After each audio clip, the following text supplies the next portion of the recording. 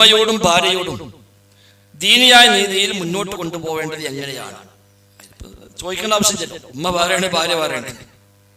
ഉമ്മയോട് പാലിക്കണം എല്ലാ മര്യാദയും പാലിക്കണം, ഭാര്യയോട് പാലിക്കണം എല്ലാ മര്യാദയും പാലിക്കണം. ഉമ്മാക്ക് വേണ്ടി ഭാര്യയെ ഒഴിവാക്കേണ്ട ആവശ്യമില്ല, ഭാര്യയ്ക്ക് വേണ്ടി ഉമ്മനെ ഒഴിവാക്കേണ്ട ആവശ്യമില്ല. ഇനി ഒരു നിലക്കും ഒത്തുപോകണമെങ്കിൽ ഉമ്മാക്കാണ് ഒന്നാം സ്ഥാനം. ആണിനെ സംബന്ധിച്ച് ഒന്നാം സ്ഥാനം ഉമ്മാക്കാണ്. ഭാര്യയേക്കാളേറെ അവന്റെ കാര്യത്തിൽ ഗുണകാംക്ഷി ഉമ്മയാണ്. ഭാര്യയേക്കാളേറെ അവന് കടപ്പാടുള്ളത് ഉമ്മയോടാണ്. ഭാര്യ തൊലാക്കില്ലാൽ അന്യയായി മാറും. ഉമ്മാനെ ജീവിതത്തിൽ അന്യാക്കാൻ യാതൊരു ചാൻസും ഇല്ല. ഉമ്മ കാഫിറാണെങ്കിൽ പോലും കൂടെ നിർത്തി എല്ലാ നന്മയും ചെയ്തു കൊടുക്കാൻ വേണ്ടി ഭാര്യയാണെങ്കിൽ പറ്റുകയില്ല. അതുകൊണ്ട് തന്നെ ഒന്നാം സ്ഥാനം ഉമ്മാക്ക്, രണ്ടാം സ്ഥാനം ഉമ്മാക്ക്, മൂന്നാം സ്ഥാനം ഉമ്മാക്ക്. അത് കഴിഞ്ഞിട്ട് നാലാം സ്ഥാനം ബാപ്പാക്കുള്ളൂ. അതും കഴിഞ്ഞിട്ടേതായാലും ഭാര്യക്കുണ്ടാവും.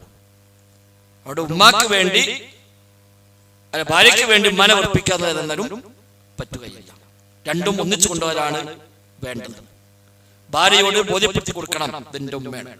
എന്ത് വന്നാലും ഉമ്മാനെ തള്ളിയിട്ട് എന്റെ പുതുക്ക് എന്നെ കിട്ടില്ല എന്ന് ഓളെ മനസ്സിലാക്കി കൊടുത്താൽ തന്നെ പിന്നെ പ്രശ്നം ഉണ്ടാവില്ല.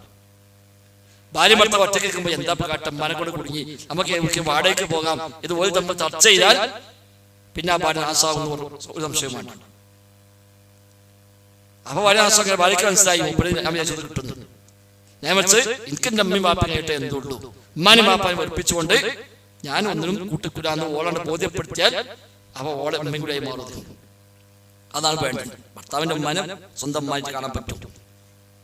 അതാണ് ശരിക്കും ഉണ്ടാവേണ്ടത്. എപ്പോൾ സംഭവിച്ചാലും ഉമ്മ എന്തെങ്കിലും പറയും, അപ്പോ ഓരമ്മ സ്വകാര്യം എന്താ പറ്റിയെന്ന് നമ്മൾ തൽക്കാലം ഫ്ലാറ്റിക്ക് പോയാലോ എവിടെ വാടകയ്ക്ക് എടുത്താലോ ഈ ചർച്ച തന്നെ അപകടമാണ്. ഞാൻ എന്തേലും പറയും ജോലി അവിടെയാണ്, അപ്പൊ ബുദ്ധിമുട്ടാണ്, എന്നാ ഫ്ലാറ്റിക്ക് പോകാൻ സംഘാടനമൊന്നുമല്ല പോണത്, ഉമ്മയത്തിന് രക്ഷപ്പെടാനാണ്. അത് പറ്റൂല. ഉമ്മയുള്ള കടമകൾ നിർവഹിക്കാൻ കഴിയില്ലാതാണ്. കഅബയിൽ തവാഫ് നടക്കുമ്പോൾ ഒരാള് ഒരു ഉമ്മാനെ തോളിലിങ്ങനെ ഏറ്റിക്കാണ്ട് തവാഫ് ചെയ്യുന്നുണ്ട്. സ്വഹാബിയുടെ കാലത്ത് തോളിലിട്ട് ഉമ്മാനെ താങ്ങി തോളിൽ ഉമ്മാനും ചുമന്നുകൊണ്ട് തവാഫ് ചെയ്യുന്നു.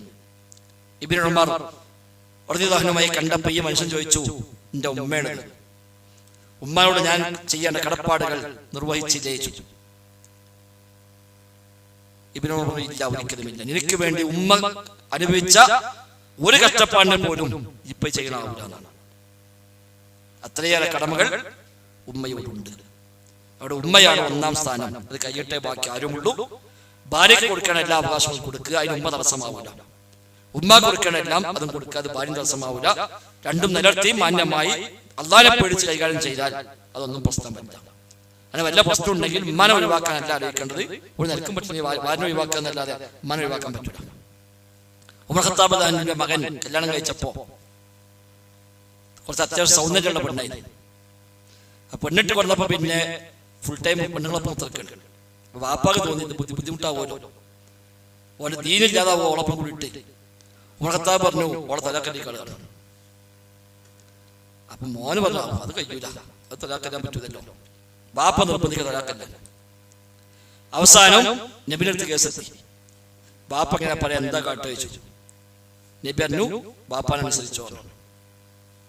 കാരണം ബാപ്പ കാണുന്നത് ഇവന്റെ ഹൈറാണ്, ഓൻ കാണുന്നതോ ഓൻ്റെ കാഴ്ചപ്പാട് മാത്രമാണ്. ബാപ്പാനനുസരിച്ചോ തലാക്കല്ലാൻ പറഞ്ഞു. ഷെയ്ഖ് അൽബാനിയോട് ചോദ്യം വരുന്നുണ്ട്, ഇങ്ങനെ പറഞ്ഞാലിപ്പോ ഒരു വാപ്പ പറയണ ഉമ്മ പറയണ ഓളെ ഒഴിവാക്കുന്നതൊക്കെ ഒഴിവാക്കേണ്ടി വരില്ലേ, അത് ബുദ്ധിമുട്ടാവില്ലേ ചോദിച്ചു.